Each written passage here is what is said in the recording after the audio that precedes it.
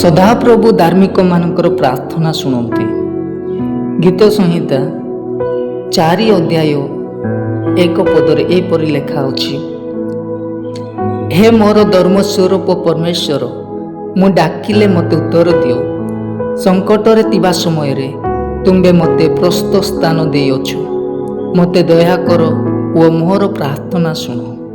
ପ୍ରିୟର ପ୍ରଭୁଙ୍କ ଲୋକମାନେ, ସଙ୍କଟ ସମୟରେ, ବିପଦ ସମୟରେ ମୋତେ ଦୟା କର ଓ ମୋର ପ୍ରାର୍ଥନା ଶୁଣ। ମୁଁ ଯେତେବେଳେ ପ୍ରାର୍ଥନା କରିବି ମୋତେ ଉତ୍ତର ଦିଅ।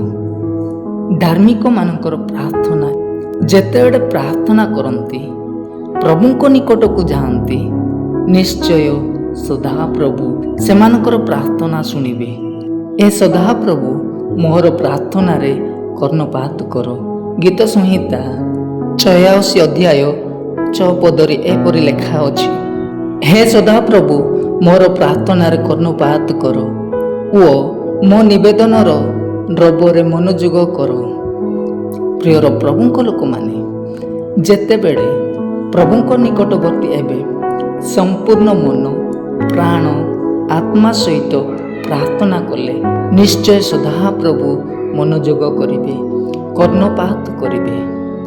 ପ୍ରିୟର ପ୍ରଭୁଙ୍କ ଲୋକମାନେ, ଯେତେବେଳେ ପ୍ରଭୁଙ୍କଠାରେ ପ୍ରାର୍ଥନା କରନ୍ତି, ପ୍ରଭୁଙ୍କଠାରେ ନିର୍ଭର କରନ୍ତି, ପ୍ରଭୁଙ୍କଠାରେ ଯାଆନ୍ତି, ସମ୍ପୂର୍ଣ୍ଣ ମନ, ପ୍ରାଣ, ଆତ୍ମା ସହିତ ସେମାନେ ପ୍ରାର୍ଥନା କରନ୍ତି। ସେଥିପାଇଁ ସଦାପ୍ରଭୁ ସେମାନଙ୍କର ପ୍ରାର୍ଥନା ଶୁଣନ୍ତି, ସେମାନଙ୍କର ପ୍ରାର୍ଥନା ମନୋଯୋଗ କରନ୍ତି ଆଉ କର୍ଣ୍ଣପାତ କରନ୍ତି। ପ୍ରିୟର ପ୍ରଭୁଙ୍କ ଲୋକମାନେ, ବେଳେବେଳେ ଆମ୍ଭେମାନେ ପ୍ରାର୍ଥନା କରୁଛୁ, କିନ୍ତୁ ସମ୍ପୂର୍ଣ୍ଣ ମନ, ପ୍ରାଣ, ଆତ୍ମା ସହିତ ପ୍ରାର୍ଥନା କରୁନୁ, ଯାହାଫଳରେ ଆମ୍ଭମାନଙ୍କର ପ୍ରାର୍ଥନା ସଫଳ ପାଉନାହିଁ। ସଦାପ୍ରଭୁ ମନୋଯୋଗ କରନ୍ତି ନାହିଁ, କର୍ଣ୍ଣପାତ କରନ୍ତି ନାହିଁ। ଯେତେବେଳେ ପ୍ରଭୁଙ୍କ ନିକଟକୁ ଯିବେ, ସମ୍ପୂର୍ଣ୍ଣ ମନ, ପ୍ରାଣ ସହିତ ପ୍ରାର୍ଥନା କର, ନିଶ୍ଚୟ ସଦାପ୍ରଭୁ ମନୋଯୋଗ କରିବେ, କର୍ଣ୍ଣପାତ କରିବେ। ଗୀତ ସଂହିତା 17 ଅଧ୍ୟାୟ 1 ପଦରେ ଏପରି ଲେଖା ଅଛି, ହେ ସଦାପ୍ରଭୁ ମୋହର କାକୁତିରେ ମନୋଯୋଗ କର। ଯେଉଁ ବ୍ୟକ୍ତି କାକୁତି ସହିତ ବା କ୍ରନ୍ଦନ ସହିତ, ବ୍ୟାକୁଳତା ସହିତ ଈଶ୍ୱରଙ୍କ ନିକଟରେ ପ୍ରାର୍ଥନା କରନ୍ତି, ପରମେଶ୍ୱର ତାଙ୍କର ପ୍ରାର୍ଥନା କର୍ଣ୍ଣପାତ କରିବେ। ପ୍ରିୟର ପ୍ରଭୁଙ୍କ ଲୋକମାନେ, ଆମ୍ଭେମାନେ କାକୁତି ସହିତ, କ୍ରନ୍ଦନ ସହିତ, ବ୍ୟାକୁଳତା ସହିତ ପ୍ରାର୍ଥନା କରିବା ଆବଶ୍ୟକ।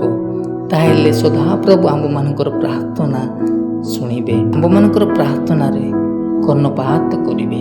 ହିତୋପଦେଶ 15 ଅଧ୍ୟାୟ 8 ପଦରେ ଏପରି ଲେଖା ଅଛି, ଦୁଷ୍ଟମାନଙ୍କ ବଳିଦାନ ସଦାପ୍ରଭୁଙ୍କଠାରେ ଘୃଣା ବିଷୟ। ଯେତେବେଳେ ପ୍ରାର୍ଥନା କଲେ ସଦାପ୍ରଭୁ ତୃଷ୍ଟି ହେବେ ନାହିଁ, ଯେହେତୁ ଦୁଷ୍ଟତା ଅଛି, ନମ୍ରତା ନାହିଁ, ଅପବିତ୍ରତା, ଅଶୁଚି ହୃଦୟ, ଅହଙ୍କାର, ବିବାଦ, ବେଶ୍ୟା, ବିରୋଧୀ କରିବା, ଛଳନା, ବୃଥା ଗପ କରିବା, ଈର୍ଷା କରିବା, ଅଧର୍ମ କାର୍ଯ୍ୟ କରିବା, ଏପରି ଆମ୍ଭମାନଙ୍କ ଜୀବନରେ ଥିଲେ ଆମ୍ଭମାନଙ୍କର ବଳିଦାନ ସଦାପ୍ରଭୁଙ୍କଠାରେ ଘୃଣା ବିଷୟ ଅଟେ।